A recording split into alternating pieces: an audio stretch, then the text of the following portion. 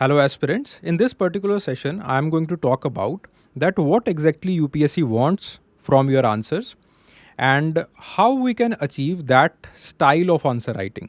देखिए, आपने ये चीज़ ऑब्ज़र्व की होगी कि जब हम टॉपर्स की आंसर कॉपीज़ देखते हैं, तो कोई भी 2 ऐसे टॉपर्स नहीं होते हैं जिनकी आंसर कॉपी या फिर उनका जो राइटिंग स्टाइल है, वो एक दूसरे के साथ मैच कर रहा हो। जैसे फॉर एग्ज़ाम्पल कुछ टॉपर्स ऐसे होते हैं जो कि बहुत सिंपल आंसर्स भी लिखते हैं, बट उनका एक्सप्रेशन इतना ज़्यादा सुंदर होता है that they score 300 plus marks. कुछ आंसर कॉपीज़ ऐसी होती हैं जिनके अंदर केस स्टडीज़ इतनी भर भर के डाल रखी होती हैं, लेकिन एक्सप्रेशन कोई ज़्यादा खास नहीं होता है। कंटेंट बहुत ज़्यादा सुपीरियर होता है, तब जाके उनके 300 प्लस बनते हैं। कईयों का कंटेंट बहुत ही ज़्यादा सुपीरियर होता है, लेकिन वो 250 भी जो है 250 मार्क्स का जो एक लाइन होता है उसको भी वो पार नहीं कर पाते हैं। और अक्सर आपने ये देखा होगा और आपके साथ भी ये हुआ होगा कि आपने पेपर फर्स्ट बहुत ही अच्छा कर किया, लेकिन उसके अंदर मार्क्स जो है वो कम आए, या फिर पेपर सेकंड बहुत अच्छा किया, उसके अंदर मार्क्स कम आ गए।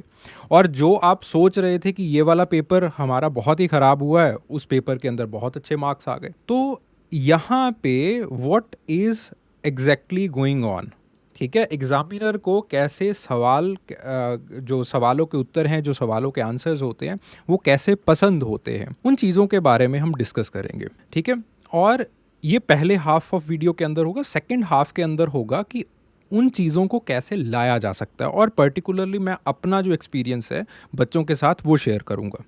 ठीक है, पहली चीज़ है that what exactly UPSC wants from your answers. UPSC ने आपको एक सवाल दिया है।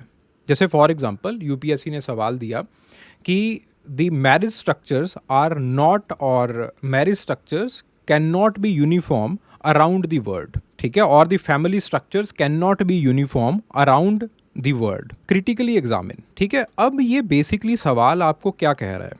सवाल आपको ये कह रहा है कि जो मैरिज का स्ट्रक्चर है, मैरिज का स्ट्रक्चर, अब मैरिज स्ट्रक्चर का मतलब क्या होता है, या फिर सोशल इंस्टीट्यूशन के स्ट्रक्चर का मतलब क्या होता है, कि जो अलग अलग प्लेयर्स हैं उसके, जो अलग अलग कीर्तिमान है, जो अलग अलग जो रोल निभाने वाले लोग हैं, इंडिविजुअल्स हैं, उनके बीच का रिलेशनशिप, दैट इज़, और उस रिलेशनशिप के वेब को ही हम स्ट्रक्चर कहते हैं। ठीक है, तो वो जो स्ट्रक्चर है वो दुनिया भर के अंदर सेम नहीं है, और इस चीज़ को हमने क्रिटिकल एग्जामिन करना है। अब यानी कि इसके अंदर मैं बेसिकली हाँ वाचक में भी आंसर लिखूंगा, अफर्मेटिव में भी आंसर लिखा जाएगा, और इस चीज़ को क्रिटिकली एनालाइज भी किया जाएगा। ठीक है, मैं बेसिकली ये भी बताऊंगा कि हाँ बिल्कुल अलग अलग कल्चरल रिक्वायरमेंट्स के वजह से अलग अलग जो है वो रोल्स एंड रिस्पॉन्सिबिलिटीज़ दी जाती हैं फैमिली के अंदर इंडिविजुअल्स को, और उसको जो है वो केस स्टडीज़ के ज़रिए जो, और अलग अलग जो एंथ्रोपोलॉजिस्ट ने काम किया है उसके ज़रिए जो है वो लिखा जाएगा। फिर उसके बाद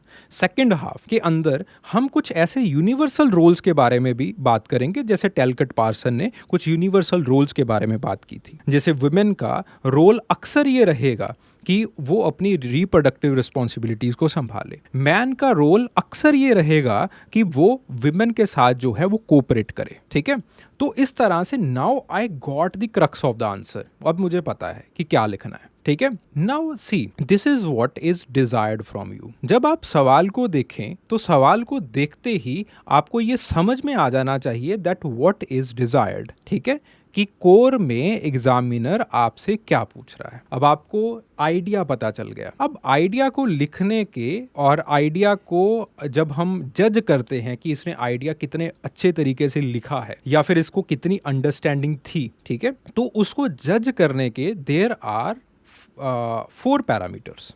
मेजरली ये 4 पैरामीटर्स ही होते हैं। तो वो 4 पैरामीटर्स क्या होते हैं? पहला पैरामीटर होता है आपका expression, how well you are able to express yourself. जैसे for example let's say I have this idea कि हाँ बिल्कुल फैमिली की कुछ सोशल स्ट्रक्चर्स जो हैं वो दे आर यूनिवर्सल ऑल्सो, और कुछ जो है वो उनके अंदर डाइवर्सिटी भी है। आई हैव दिस आइडिया, और इसको मैं बिल्कुल कहानी की तरह जो है वो लिखने बैठ जाऊं, जिसके अंदर ना इंट्रो पता चले, ना बॉडी पता चले, ना बॉडी का कोई स्ट्रक्चर बने, फिर उसके बाद कहाँ पे मैंने क्रिटिसाइज़ किया कुछ किसी को पता नहीं चल रहा है। तो इसका मतलब क्या है? My expression is very weak, I do not know how to express myself. ठीक है, इंट्रो बॉडी कंक्लूजन, इसका मतलब ये जो बॉडी का हम स्ट्रक्चर बनाते हैं ये किस लिए होता है? ये इसलिए होता है कि हम बहुत अच्छे तरीके से, बहुत सिस्टमैटिक वे के अंदर अपने आप को एक्सप्रेस कर पाएँ। प्रेजेंटेशन वगैरह वो बात की बातें होती हैं, डायग्राम बनाया या नहीं बनाया वो बहुत ही बात की बातें हैं। पहली चीज़ होती है, are you able to express yourself. कई बार बच्चों को बहुत चीज़ें पता होती हैं, बहुत अच्छे तरीके से उन्होंने पढ़ रखा होता है, ठीक है। हो सकता है कि किसी को कैनीथ बासो का जो रीसेंट काम है वो भी याद हो इसके अंदर, ठीक है। हो सकता है कि उसने फैमिली के ऊपर हसन का कुछ जो है वो काम पढ़ रखा हो, या फिर उन्होंने बहुत अच्छा काम कर रखा हो, कुछ रिसर्च पेपर के अंदर भी उन्होंने जो है वो एनालिसिस कर रखा हो, ठीक है। बट उनका एक्सप्रेशन बहुत वीक हो, देयर इज़ अ पॉसिबिलिटी। उसको अपने थॉट को किस तरह से पार्ट्स के अंदर डिवाइड करके लिखना है वही नहीं आ रहा हो। So this is known as expression, पहली बात। जो सेकंड पैरामीटर आता है दैट इज द कंटेंट, ठीक है।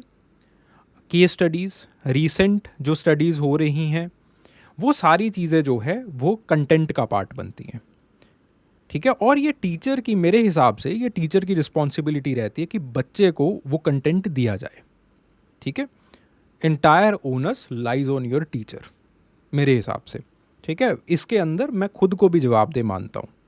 अगर किसी के रिगार्डिंग मैं कंटेंट नहीं दे पा रहा हूँ बच्चे को, मेरी रिस्पॉन्सिबिलिटी है। देन अगली जो चीज़ आती है that is the analysis. Analysis analysis का मतलब है how well read you are. जैसे फॉर एग्जांपल, कोई आप एपिडेमियोलॉजिकल थ्योरी के ऊपर या फिर एपिडेमियोलॉजिकल ट्रांजिशन थ्योरी के ऊपर या फिर इन्फेक्शियस डिसीजेस के ऊपर कोई कुछ लिख रहे हो, कोई सवाल आया है, तो हो सकता है कि आप जो है वो उसका इन्वेस्टिगेशन या फिर किस तरह से उसका एपिडेमियोलॉजिकल ट्रांजिशन हुआ है। पहले बहुत ज़्यादा इन्फेक्शियस डिसीज़ हुआ करते थे, अब जो है नॉन कम्युनिकेबल डिसीज़ ज़्यादा हैं। इन चीज़ों को लिख के और वही जो कन्वेंशनल आंसर है वो लिख के जो है वो उसको समाप्त कर दो, थोड़ा बहुत क्रिटिसिज्म करो। और एक बच्चे की जो कॉपी है वो ये आती है कि उसने एक पैराग्राफ के अंदर जो रीसेंट वर्क हमारे पास आया है ऑफ जैरेड डायमंड, वो लिख रखा हो, और जैरेड डायमंड ने किस तरह से infectious disease over the period of time अलग अलग कंट्रीज़ के अंदर फैले हैं और इन्फेक्शियस डिसीजेज़ का क्या इम्पैक्ट हुआ है डेमोग्राफी के ऊपर, वो लिख रखा है। Obviously that should be attached with the question itself, ठीक है। मैं ये नहीं कह रहा हूँ कि लिखना ही लिखना है, क्वेश्चन के एक्सप्रेशन को समझते हुए, क्वेश्चन की डिमांड को समझते हुए उसने ये जो बात है वो लिख रखी हो। This is known as analysis, how well read you are, ये देखा जाता है। ऑब्वियसली मेरा दिल जो है वो इस बच्चे के प्रति काफ़ी संवेदनशील होगा जिसने सच में एंथ्रो को पढ़ा है, जिसने सच में जो है वो कुछ पढ़ के आया, वो पता चलेगा मुझे, ठीक है। देन जो फोर्थ पैरामीटर होता है that is the most important, that is known as the interpretation, कि आप सवाल को अच्छे तरीके से इंटरप्रेट कर भी पा रहे हैं या नहीं। अब इंटरप्रिटेशन के अंदर जो एग्जामिनर के सामने होता है, that whether you have interpreted the question properly और नॉट, वो होता है इंट्रोडक्शन। अगर आप अच्छे तरीके से इंट्रोड्यूस कर पा रहे हैं उन चीज़ों को, देन इसका मतलब है दैट आपका जो क्वेश्चन का इंटरप्रिटेशन है वो सही गया है, ठीक है। इंटरप्रिटेशन, जैसे for example let's say question आता है कि जो मैरिज का फंक्शन है थ्रू आउट द पीरियड और throughout the time it has been changing, critically examine, ठीक है। तो इसका मतलब है कि पोस्ट जो आपके मेडिवल पीरियड से या फिर जो पहले से हिस्ट्री में मैरिज का जो रोल है ह्यूमन सोसाइटी में वो चेंज होता रहा है, ठीक है। और अब अगर मैं इन चीज़ों को किस तरह से चेंज होता रहा है, पहले जो है वो it was entirely according to professor Lovejoy, it was entirely reproductive, then it became care giving, then उसके बाद जो है वो it became the crux of the society और it became the corner stone of the society. Then उसके बाद आपके पास जो है वो मैरिज का जो रोल है वो एक इंस्टीट्यूशन की तरह जो है वो उभरता है, ठीक है। फिर उसके बाद इंस्टीट्यूशन के बाद मैरिज जो है वो एक प्राइमरी एजेंसी ऑफ सोशलाइजेशन बन जाती है। देन अब जो मैरिज है वो प्राइमरी एजेंसी ऑफ सोशलाइजेशन से बेसिकली दोबारा फिर से एक रिप्रोडक्टिव एजेंसी की तरफ जो है वो जाती हुई दिखाई दे रही है। And then there is agency of divorce and then there is agency of change जो कि इसके अंदर काम कर रही है। This is the interpretation of the question. ठीक है, कि आपके पास जो है मैरिज इस तरह से चेंज हुई है। अगर ऐसा इंटरप्रिटेशन हमें इंट्रोडक्शन के अंदर दिखाई दे जाता है, या फिर क्वेश्चन का जो मूल भाव है, जो क्वेश्चन का कोर है, वो हमें इंट्रोडक्शन के अंदर दिखाई दे जाता है, देन इट इज़ एक्सीलेंट। तब इसका मतलब है इंटरप्रिटेशन मैंने क्वेश्चन का बहुत बढ़िया किया है। तब एग्जामिनर इंटरेस्ट के साथ मेरा अगला सवाल या फिर जो बॉडी पार्ट होगा वो पढ़ेगा। तब एग्जामिनर जाएगा मेरे एक्सप्रेशन के ऊपर कि मैंने किस तरह से इस पूरे जो मैंने अपना आइडिया इंट्रोडक्शन के अंदर एक्सप्रेस किया है, या फिर जो आइडिया इंट्रोडक्शन के अंदर लिखा है उसको मैं किस तरह से सिस्टमेटिकली आगे एक्सप्रेस करता हूँ। ठीक है, आगे और एंथ्रोपोलॉजिस्ट के पर्सपेक्टिव लिखे जाएंगे कि नहीं लिखे जाएंगे, फिर उसके बाद वो बात आती है, फिर उसके बाद वो कंटेंट को करता है, फिर उसके बाद जो है वो एनालिसिस के ऊपर जाएगा। ठीक है, सो दीज आर दी 4 की फीचर्स ऑफ अ आंसर। कहीं पे भी हमारे दिमाग के अंदर ये बात नहीं होती है, या फिर एग्जामिनर के दिमाग के अंदर ये बात नहीं होती है कि इसने फलां जो एंथ्रोपोलॉजिस्ट है वो लिखा है कि नहीं लिखा है, इसने ये लिखा है या नहीं लिखा है। ऐसे हम नहीं चेक करते हैं। इसने कितने केस स्टडीज़ लिखे हैं, 5 लिखे हैं तो इसको ज़्यादा नंबर दो, इसने 6 लिखे हैं तो इसको ज़्यादा नंबर दो, इसने तो भर ही रखा है केस स्टडीज से तो इसको नंबर ही नंबर दो। ऐसा कभी भी नहीं होता है। ठीक है, तो दीज आर द थिंग्स, ये उस तरह से दीज आर द स्पाइसेस। ठीक है, इस तरह से इस चीज़ को समझो। अगर सब्जी में आपने नमक ही नमक डाल दिया तो सब्जी कैसे स्वाद बनेगी। ठीक है, या फिर दाल जो है वो किस तरह से स्वाद बनेगी। So these are the things that you should be aware about. ठीक है, अब बेसिकली जो मेरे पास बच्चे आते हैं, मैं उनके साथ जो है किस तरह से उनके आंसर्स को एवेल्युएट किया जाता है या फिर बेहतर किया जाता है।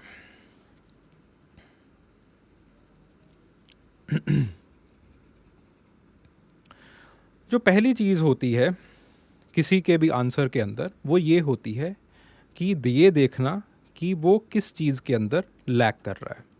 कई बच्चों को ऑलरेडी एक्सप्रेशन बहुत अच्छा होता है। इवन आफ्टर पब्लिशिंग ऑफ विवेक भास्मे, मैं एक चीज़ उस किताब को ज़रूर क्रेडिट करता हूँ कि उन्होंने बच्चों का एक्सप्रेशन बहुत अच्छा कर दिया है। बच्चे बड़े अच्छे तरीके से स्ट्रक्चर करना उन्होंने शुरू कर दिया है चीज़ों को, बहुत अच्छे तरीके से वो अपने आइडियाज़ को एक्सप्रेस करना शुरू कर दिया है। So the first thing is कि कहाँ पे बच्चा लैक कर रहा है। अगर बच्चा कंटेंट के अंदर लैक कर रहा है, ठीक है, एक्सप्रेशन के अंदर बहुत कम बच्चे हैं, अगर एक्सप्रेशन के अंदर लैक कर रहा है तो बेसिकली मैं उनको किस तरह से स्ट्रक्चर बनाना है, क्या इंट्रो के अंदर लिखना है, जो रेगुलरली आंसर राइटिंग सेशंस होते हैं उनको कहता हूँ कि इस चीज़ के ऊपर आप ज़्यादा ध्यान दो, ज़ोर दो इस चीज़ के ऊपर। और धीरे धीरे हमें पता चलना शुरू हो जाता है कि वो बच्चे जो है वो इम्प्रूव कर जाते हैं। अगर वो बच्चा जो है वो कंटेंट के अंदर लैक कर रहा है तो बेसिकली जो मेरा काम रहता है वो ये रहता है कि उसको केस स्टडीज़ का या फिर जो एंथ्रोपोलॉजिस्ट के काम है उनका प्लेसमेंट सिखाया जाए कि उसको किस तरह से लिखना है। ठीक है, कई बच्चे क्या करते हैं, जैसे फॉर एग्जांपल मैरिज के ऊपर कोई क्वेश्चन आ गया, लेट्स से मैरिज के ऊपर एक क्वेश्चन आ गया that homosexual marriage, can you put homosexual marriage in the और homosexual relationships in the category of marriage, और can you categorize them as a marriage.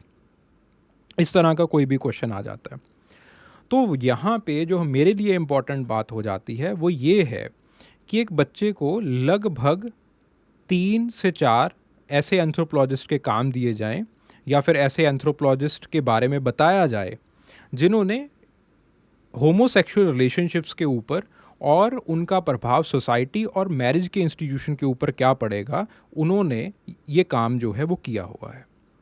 ठीक है। जब फेमिनिस्ट का रोल क्या रहता है, फेमिनिज्म का रोल क्या रहता है सोसाइटी के अंदर, मैरिज के अंदर, जब इस तरह से बात की जाती है या फिर जब इस तरह का सवाल पूछा जाता है, तो शैरी ऑटनर जैसे कुछ एंथ्रोपोलॉजिस्ट का नाम जो है वो दिया जाए, ताकि बच्चा एक्सप्रेशन के अंदर तो सही है, उसको पता है कि बॉडी के अंदर कैसे लिखना है, उनके आइडियाज़ को इनरिच किया जाए। कंटेंट का मतलब ये नहीं होता है कि आप अपने आंसर को या फिर आप अपनी लिखावट को इनरिच करोगे। You have to enrich your ideas. आप अपने पर्सपेक्टिव को और ज़्यादा डाइवर्स करते हो, और ज़्यादा उन चीज़ों को डाइवर्सिफाई करते हो, ठीक है। तो ये होता है कंटेंट। एंड अगेन बहुत ही टेलर मेड चीज़ें दी जाती हैं, क्योंकि टाइम कम होता है और I simply can't go by the role of a guide कि ये किताब पढ़ लो, वो किताब पढ़ लो, नहीं, बिल्कुल जो क्रिस्प चीज़ें हैं वो बच्चे को दी जाती हैं। देन उसके बाद जो अगली चीज़ होती है दैट इज़ एनालिसिस, ठीक है। अब एनालिसिस के अंदर there is daily PYQ session, daily PYQ session. इसके अंदर हर एक क्वेश्चन में देर इज़ अ सेक्शन, और मैं उसके अंदर ही कई बार जो है वो जो रीसेंट वर्क्स हुए हैं एंथ्रोपोलॉजिस्ट के, या फिर जो रीसेंट रिसर्च चल रही है एंथ्रोपोलॉजी के अंदर, उसका मटेरियल जो है वो दिया जाता है। और इन चीज़ों को मैं एक बार समझा देता हूँ बच्चों को कि ये सारे काम जो है वो चल रहे हैं, and these things we have achieved, और ये सारी चीज़ें जो हैं वो अभी हम अचीव नहीं कर पाए हैं, ठीक है। और जब आप आंसर राइटिंग करते हो तो आंसर राइटिंग के अंदर भी मेरा ध्यान खास इस चीज़ के ऊपर रहता है कि वो बच्चे उन चीज़ों को लिख कैसे रहे हैं। Please be cautious about that कि जब आपको रीसेंट वर्क के बारे में पता चलता है या फिर आपके पास एक्स्ट्रा कंटेंट आ जाता है, it is not that challenging to learn that content, but it is more challenging, right. और बहुत ज़्यादा ये चैलेंजिंग बात होती है कि उसको लिखना कैसे है, सही वे क्या है लिखने का। बच्चे कई बार इतने ज़्यादा एक्साइटेड हो जाते हैं उस रिसर्च को लेके, उस फाइंडिंग्स को लेके, कि वो पूरा का पूरा जो क्वेश्चन है वो उन फाइंडिंग्स के ऊपर रख देते हैं। वो फिर क्वेश्चन का आंसर नहीं करते, वो अपनी फाइंडिंग्स एग्जामिनर को बताना शुरू कर देते हैं। और एक क्या एग्जामिनर ने ये बात पूछी थी, फाइंडिंग्स पूछी हैं आप लोगों से? Obviously not. तो फिर एग्जामिनर आपको नंबर किस चीज़ के देगा? तो बच्चे कहते हैं इतना पढ़ा था हमने, ये रिसर्च पेपर पढ़ा था, ये किया था, वो किया था, सर नंबर फिर से नहीं आए। नंबर कहाँ से आएंगे जब पूरा का पूरा क्वेश्चन गलत कर दिया? तो एनालिसिस जो है it's a two way sword, ठीक है। तो इसके अंदर ये नहीं होता है कि अगर आपने लिखा है प्रॉपरली तो आपको नंबर दिए जाएंगे, सही वे होना चाहिए लिखने का, ठीक है। और वो एक मेरा बच्चों के जब आंसर्स आते हैं मेरे पास, तो उसके ऊपर मेरा खास ध्यान रहता है कि जो रीसेंट फाइंडिंग्स हैं, are they writing them well और नॉट, ठीक है। देन उसके बाद चौथी चीज़ आती है इंटरप्रिटेशन, ठीक है। इंटरप्रिटेशन के अंदर बेसिकली मैं इंट्रोज को खास तरह से देखता हूँ कि आप इंट्रोडक्शन किस तरह से कर रहे हो, जो सेंट्रल आइडिया है या फिर जो सेंट्रल थीम है क्वेश्चन का, क्या वो आंसर के अंदर रिफ्लेक्ट हो रहा है या नहीं हो रहा है, ठीक है। सो इस तरह से ये 4 पैरामीटर्स के ऊपर काम किया जाता है। Content is only one of the parameter, only one of the parameter. इसीलिए आपने देखा होगा जो बच्चे PDF मांगते हैं उनको डांट पड़ जाती है। डांट इसलिए पड़ जाती है क्योंकि वो बच्चों को ऐसे लगता है कि बस कंटेंट को अगर मैंने मास्टर कर लिया तो मेरे नंबर 300 पार। ऐसा कभी नहीं होगा, कभी भी नहीं होगा। If you are able to master all those 4 things या फिर मैनेज ऑल दोज 4 थिंग्स, तब जाके आपके जो नंबर हैं वो अच्छे आते हैं। इसीलिए इन 4 चीज़ों के पर्सपेक्टिव से किसी भी टॉपर की आंसर कॉपी को देखना ही और she will be excelling in these 4 things.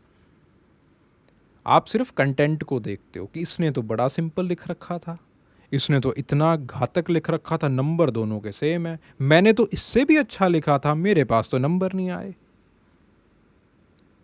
Problem क्या होती है, आप सिर्फ कंटेंट को देखते हो, सिर्फ केस स्टडीज़ को देखते हो, सिर्फ एंथ्रोपोलॉजिस्ट के नामों को देखते हो, उसने एनालिसिस कितना अच्छा कर रखा है उस चीज़ को कोई नहीं देखता, उसका इंटरप्रिटेशन किस तरह से लिखा गया था उस चीज़ को नहीं देखते हो, उसका एक्सप्रेशन कितना अच्छा है उस चीज़ को नहीं देखते हो। और एक्सप्रेशन के अंदर ही एक और चीज़ आती है, फ्लो ऑफ आंसर, उस चीज़ को कोई भी नहीं देखता है। So it is very important for a teacher as well as for the student कि वो रेगुलरली आंसर्स लिखे और रेगुलरली उसके आंसर्स एवेलुएट हों। और रेगुलरली एक टीचर का ये रोल बन जाता है कि वो उसके आंसर्स को इस तरह से एवेलुएट करे that he should be able to manage all these 4 things in his answer. ये बात जो है, इट इज़ नॉट अबाउट कि हाँ पता चल गया, ये पता चल गया मुझे, वो पता चल गया, और उसके बाद आंसर लिखना बंद कर दो कि 2 आंसर लिखे और 2 आंसर में मुझे पता चल गया गलतियों का, और अब जो है वो मैं आगे से गलतियाँ नहीं करूँगा। ऐसा नहीं होता है। It is the art of answer writing, you should practice it. Regularly लिखो, रेगुलरली 30 दिन लिखोगे, 40 दिन लिखोगे, तब जाके you will be able to manage these 4 things in that particular time frame. भैया बहुत कम टाइम होता है वहाँ पे, ऐसे जैसा नहीं है ये कि आप आराम से लिखते चले जाओगे, सोच के लिखते चले जाओगे। इट इज़ जस्ट लाइक कि बैक ऑफ द माइंड जो चीज़ें हैं दैट इज़ शूट। ठीक है, तो ये इशू होता है इसके अंदर। एंड इट इज़ अ मतलब रेगुलरली आप अगर चीज़ों को करते हो then only you are able to master it. Okay, चलिए, thank you very much. Hope this session it was informative. Thank you.